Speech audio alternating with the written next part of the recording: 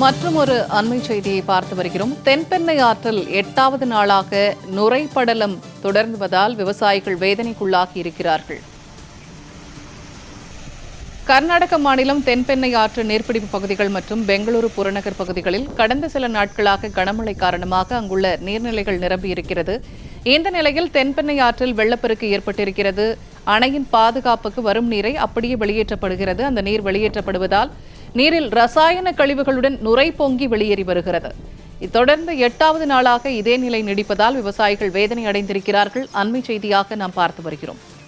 அணையிலிருந்து வெளியேறும் 1448 கன அடி நீரை பயன்படுத்த முடியாமல் விவசாயிகள் வேதனைக்குள்ளாகி இருக்கிறார்கள். இது தொடர்பாக கிருஷ்ணகிரியிலிருந்து கூடுதல் தகவல்களை வழங்குகிறார் செய்தியாளர் பிரகாஷ். பிரகாஷ், இப்ப தென்பெண்ணை ஆற்றில் ரசாயன நுரைப்படலம் பொங்கி வருவதால் விவசாயிகள் கடும் வேதனைக்குள்ளாகி இருக்கிறார்கள். மாவட்ட அதிகாரிகள் தரப்புல என்ன சொல்லப்படுகிறது, விவசாயிகள் தரப்புல என்ன சொல்லப்படுகிறது? பூர்ணிமா, கர்நாடக மாநிலம் தென்பெண்ணை ஆற்று நீர்பிடிப்பு பகுதிகள் மற்றும் பெங்களூரு புறநகர் பகுதிகளில் கடந்த சில நாட்களாக கனமழையாக கொட்டி வருகிறது. அங்க இருக்கக்கூடிய நீர்நிலைகள் அனைத்துமே தற்போது நிரம்பி இருக்கிறது. இந்த நிலையில தென்பெண்ணை ஆற்றில் வெள்ளப்பெருக்கு ஏற்பட்டிருக்கிறது. இதனால் அணையின் பாதுகாப்பு கருதி வரக்கூடிய நீரை அப்படியே வெளியேற்றப்பட்டு வருகிறது. அவ்வாறு வெளியேற்றப்படும் இந்த நீரில் ரசாயன கழிவுகளுடன் நுரை பொங்கி வெளியேறி வருகிறது. தொடர்ந்து இன்று 8வது நாளாக இதே நிலை நீடிப்பதால் விவசாயிகள் வேதனை அடைந்திருக்கிறார்கள்.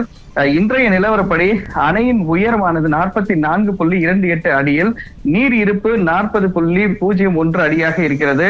அணைக்கான நீர்வரத்து 1448 கன அடியாக இருக்கும் நிலையில வரும் நீரை அப்படியே முழுமையாக வெளியேற்றப்பட்டு வருகிறது.